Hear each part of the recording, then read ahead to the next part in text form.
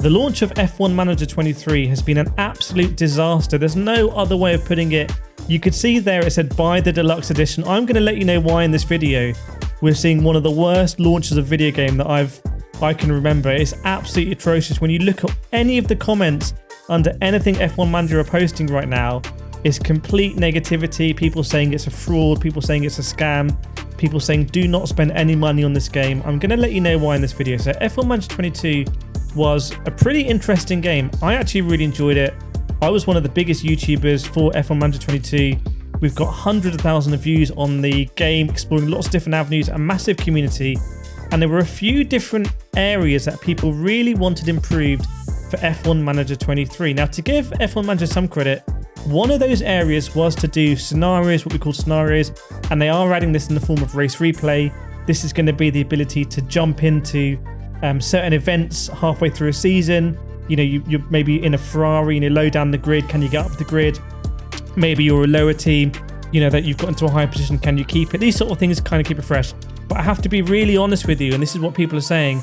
That was a request very low down the list, if that makes sense.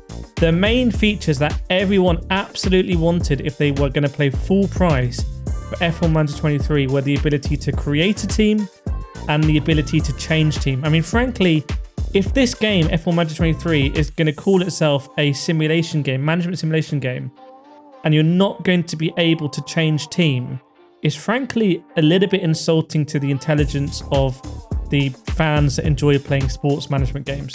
Because I cannot imagine, you know, Football Manager existing without the ability to change team. It doesn't make any sense.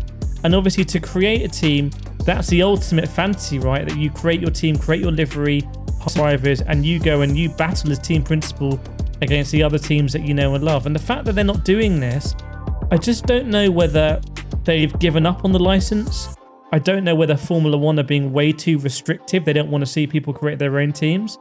But if you're someone like Sports Interactive, Sega, who make Football Manager, you have to be looking at this game thinking, my word, we could do such a good job with this license and sell so many copies, because I really think this game is going to struggle to sell copies. I don't think any reviewer, any influencer in good conscience will be able to recommend this game at full price, to be honest, because the features that they're adding, like race replay, some better graphics and updated liveries, really should be a DLC pack to F1 Manager 22. It's a little bit insulting, I think, even to try and charge full price for what they've revealed at the moment. Now, one rabbit in the hat could be that they are still going to announce the features, the ability to change team, the ability to create a team, and that would be a megaton. I'm sure that would convert a lot of people to pre-ordering right away.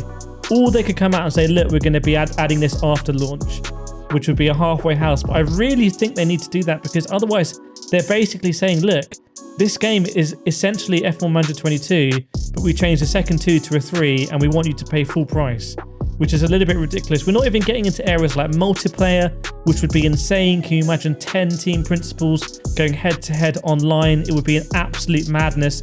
That is what people really, really, really, really want to see. I've always said that it might be a little bit unrealistic, but F1 Manager 2023 is in massive trouble. Let's not get this twisted. If you look at the fan response, and let me know what you think in the comments, your honest thoughts, because I'm just, as always, like I did with F1 Manager 22, I'm just giving you exactly what I think here. And I know that if they are to add these two major features, this game will really, really, really sell. At the moment, it's in deep trouble, and I feel really bad for it. Let me know what you think in the comments. What features do you want to see from F1 Manager 23? And make sure that you subscribe here and like this video if you want to see my honest take on F1 Manager. I'll always give you the straight and narrow on it. I'll see you next time.